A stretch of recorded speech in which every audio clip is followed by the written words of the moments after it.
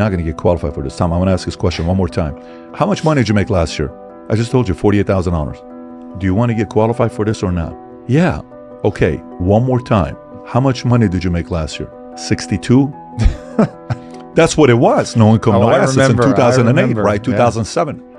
And then I remember the month when I knew it's over, because the one guy in LA who was making 400 grand a month at an office in Topanga Valley, in Topanga or Canoga, 30,000 square feet of office space. November of 2007, he shuts it down. Ooh.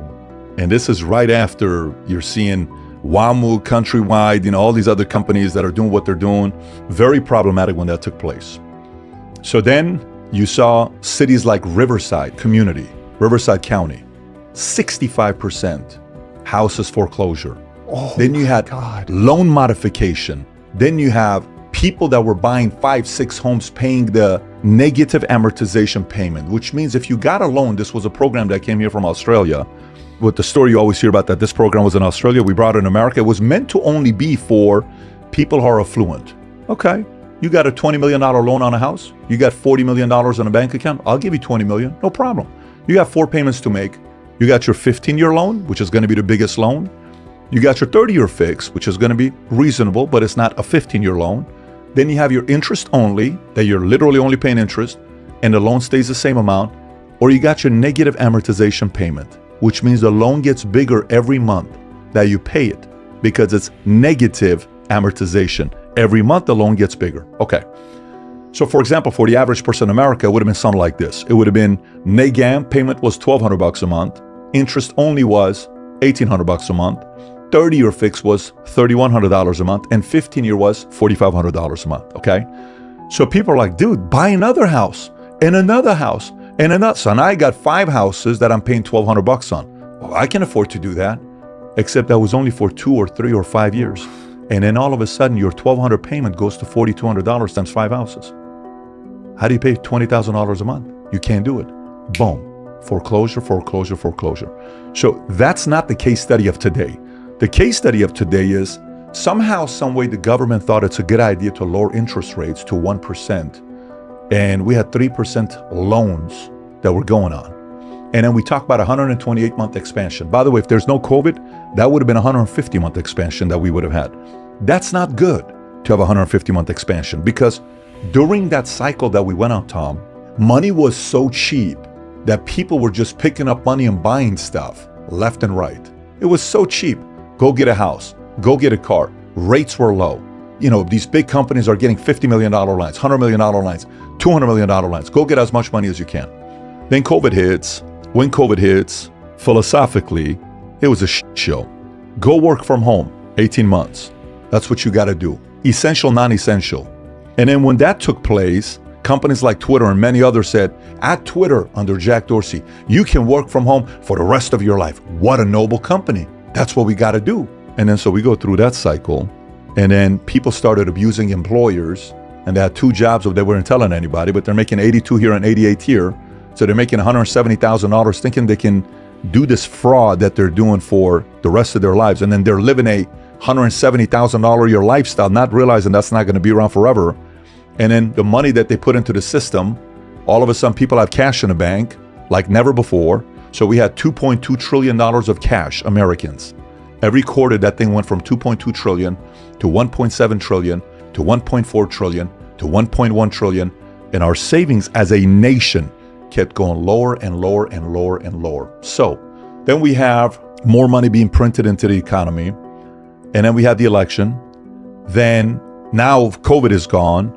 Now we got to get people to come back to work. They don't want to come back to work. They want to work from home. Then companies like David Solomon, Goldman Sachs, they start saying, no, you got to be there for accountability on Monday morning and all this other stuff. If you don't, you're not getting your bonus. People started kind of getting creative. That's unfair. That's not cool. I'm going to go get another job. Many did. Then some companies came out and said, no, we're just not doing that. And then, you know, that is taking place. And then you have a bit of war. You have craziness going on with another war. You have all of these things taking place. And then suddenly, Jerome Powell sees inflation's going to 8%. Wait a minute, what's going on here? We got to lower it to 2%. How do you lower it to 2%? Let's start increasing interest rates. We raise, this is crazy, we raised 4.88% in the shortest amount of time ever in the history of America. There's a chart on Statista. You got to see this. It's a great visual. And it shows historically when we've had to increase rates, it's over a 3-year span, or it's over a 6-year span, or a 3.5-year span. No. This is over a 12-month, 15-month span. 4.88%. Boom, like this. Hoping inflation goes down. Okay, inflation moves a little bit. Sales of homes to the lowest in 20 years. Mortgage applications, lowest in 27 years. People who were doing loans, I don't know if you have friends who were doing loans or mortgages or real estate. These are guys that were making $500,000 3 years ago per month. They're not making nothing right now. Guys who were making $100,000 a month are having a hard time making $8,000 a month right now in loans. There is no loan application because even new homes are not being sold to do the loans of new homes. So home sales are down because typically when refi comes down, people will sell homes. No one's selling homes today. Why are they not selling homes today? Because they're still sitting on some cash and they don't want to give up that 3% loan they got a year and a half ago. And then you look at the data. Okay, let's just say I do sell this house. I got to go buy another house, but I got to get that house at 8%. I'm not willing to do it. Why would I do it? So I'm not going to. There is no motive to sell the house. So now, what's the ticking time bomb? Few things. One, Jerome Powell is trying to increase rates, hoping unemployment increases, because that's what we need. They need the unemployment to increase. It's not moving. It's still 3.7, 3.5, 3.8, 3.9. It's not moving. It's right there. Okay, so either we need unemployment to go up or we need people to run out of money. If people run out of money and they're stressed out, guess what they do? They're going to sell the house. So today, numbers came out saying it's 55% more cheaper to rent than buy. This is the highest we've had ever. It's 55% cheaper to rent than to buy today. This is not a buying season. This is a renting season, okay? This is what Wall Street Journal, many of these other articles we'll talk about. Okay, meanwhile, the economy is growing. The economy is going up. Dow Jones, it's killing it. Based on 7 companies, Magnificent 7. You know who these Magnificent 7 companies are? NVIDIA, you got these Facebooks, the Amazons, the Apples, these 7 companies that are preventing the country, the market from having a crash. Then while all this stuff is taking place, Powell now is dealing with a war. He's afraid. He wants to raise the rates a quarter, but due to the war that took place in Israel, he doesn't. And then data shows, which is by far the most interesting data to answer your question here, is how much after these 5 situations where we raise the rates multiple times in a span, this being the shortest in the most condensed time frame, how long does it typically save? Is there a formula of when recession comes, if at all? Here's what they realize. Recession usually comes, on average, 11 months after the last month they raise the rates. So what does this mean? If Powell's no longer going to raise the rates, and the last time they raised the rates was September, let's just say, that means recession is going to come when? Not October. So you got October, November, December, January, February, March, April, May, June, July, August of next year. That's if it follows the trends of the last 5 times when they raised interest rates. So how did I start off the story? I talked about the doctor that has met 4,000 different patients in the 420, or you're kind of going through this. The problem of everything I just told you could be completely wrong because there's a fifth when the doctor says, I've never seen this before. Right. So we've never seen current climate before for us to be able to put it and say, well, according to this and according to that, we've never had this situation before. Yeah, that's the thing that makes me really tense. But there are fundamentals that when I look at, I think, it isn't possible to sustain this. So the thing that I just keep coming back to is debt and interest. And when you look at the charts that show the interest payments and how they're going to go up and up and up, and even people that locked in, say 3-year fixed rates at really low rates in the corporate market, that all goes away in a few years. And so you start looking at just the absolute behemoth numbers that are going to be due to service that money, and it becomes completely untenable. And the bad news is it becomes untenable both at the individual level, where we're more in debt than, I forget, ever or close to it. But individuals are in psychotic amounts of debt, corporations are in ridiculous amounts of debt, and the nation is in a ridiculous amount of debt, all while we've had 2 major printing events since 2008. And so now you really have a very unstable market. So there's a great quote, it's called Minsky's financial instability hypothesis, excuse me. And he said, when an economy is stable, people get optimistic. When people are optimistic, they go into debt. When they go into debt, the economy becomes unstable.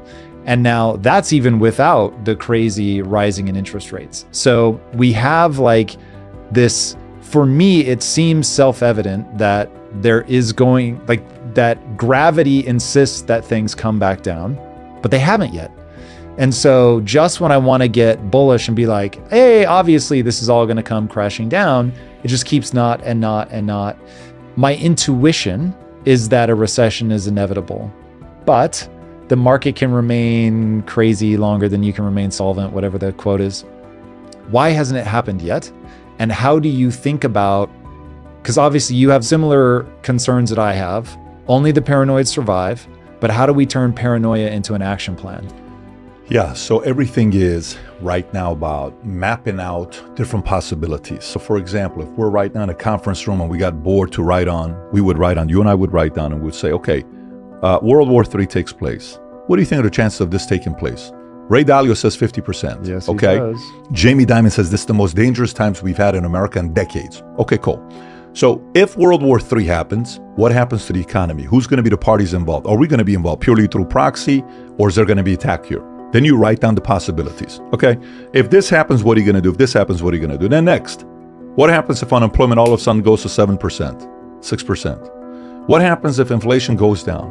What happens if Powell starts lowering rates back down to 5%, 4%? Holy shit, that's going to be crazy. What happens? So you got to write all of these different scenarios down. But here's a couple things that we have to be thinking about. And you said, which was fascinating. One, credit card debt, highest it's ever been. You know what's the craziest thing about credit card debt being the highest it's ever been? The average interest rate on credit card is the highest it's ever been. Jesus. Forget about the debt. So people are worried about the debt. So imagine the interest rates in the last 5 years has gone like this to 23%, or the average is 23% on credit card. You know what 23% means. That means the debt doubles about 2.5 years. That's like loan shark. That's loan shark. 3 years, your debt is doubling, right? But that's what we got right now on credit cards. Okay, so our debt is record breaking. Forgiveness for your loan, school loan is gone. So now you have to start paying for it. That's $300-400 a month that people are expecting. Then let's set that part aside. Go to the corporations you were talking about that are borrowing money. This year, their interest payment on corporation that borrowed money is going to end up being around $530 billion, just interest. Oh my God. Next year, it's going to 730. Next year, it's going to 1.1 trillion. In the next 5 years, it's going between 1.3 to 1.5 trillion dollars just on the corporate debt that we're talking about. By the way, next part, car payment, A credit, no one's affected. Good credit. They're making the credit payments on time. Mortgages, we're not saying anything crazy with people with bad credit not making payments. We're still good. Car payments and subprime, they're seeing a spike in defaults where people are not making car payments. The first sign you're seeing on what's taking place. No problem. Let's go to the next one. That's the scariest one. US has $35 trillion of debt, worst it's ever been, the highest it's ever been. No problem. What does that really mean? No, I can really figure it out. Here's what it means. Of the money that we have, about 8 trillion of it, the rates are gonna recalibrate and we're gonna have to have new rates that we're going. Every single time the rates go up 1 point, just 1 point for the US government, our interest payments increases by $320 billion. So imagine we raise rates by 3 points, just interest, it's $1 trillion more per year. If it's 6%, $2 trillion more per year.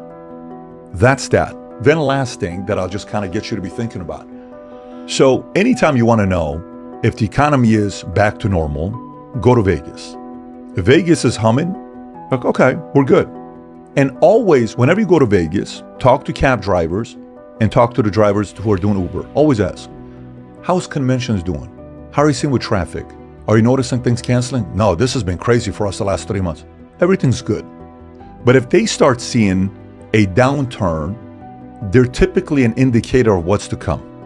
Transportation industry, we consult for a lot of transportation companies at David Consulting. One of my friends, I'm about to go meet with them right after this. Their construction company does very well.